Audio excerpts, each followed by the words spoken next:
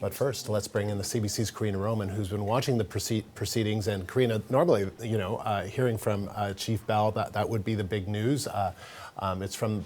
But we've also, the news around Doug Ford and the former Solicitor General being summoned to testify. Tell us about the latest on that.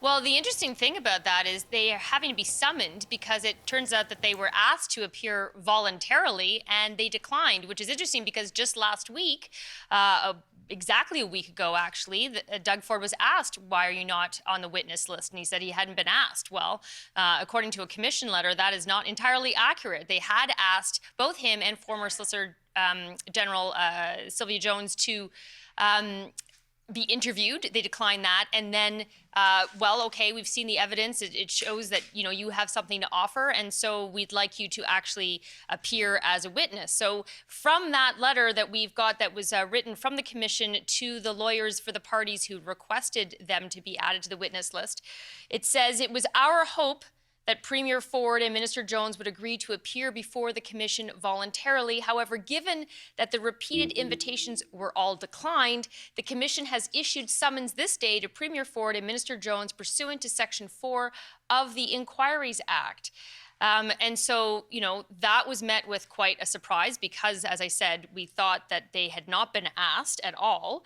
What's interesting is not long after that, we got a response from the Premier's office that basically says, it says the government will be seeking a judicial review to set aside the summons and receive a stay under the grounds the summons are inconsistent with the member's parliamentary privilege. And then it goes on to say a little bit lower down on their statement, we believe that questions about Ontario's institutional response will be sufficiently addressed by the testimony from the two senior officials already selected by the Commission. Overall, our view has always been that this was a policing matter and the police witnesses that are testifying can best provide the Commission with the evidence it needs. And what's interesting as well about that is that, the testimony we've heard so far, certainly, I'm sure the Ontario officials will shed light on that.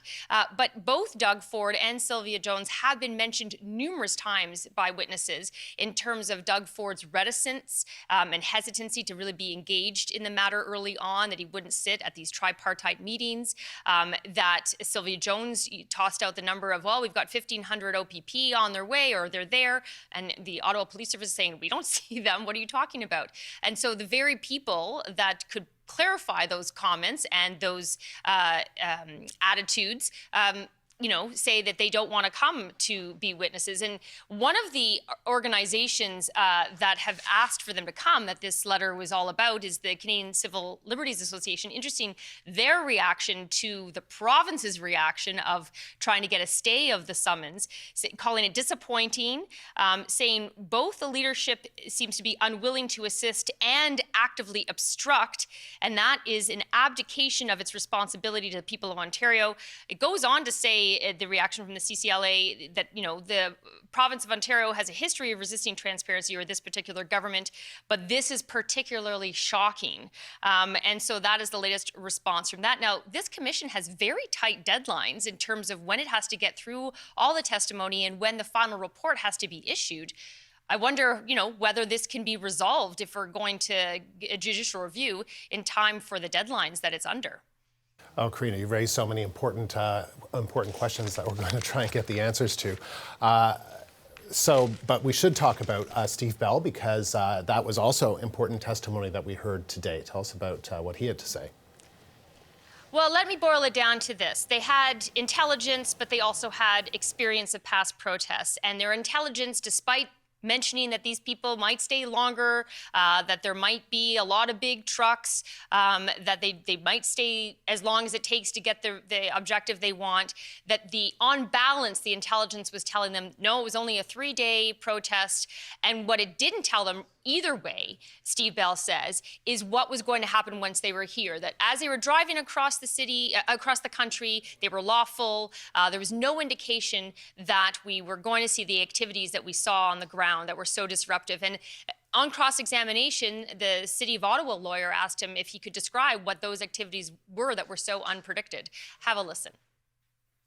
It included honking of horns incessantly, 24 hours a day, 7 days a week.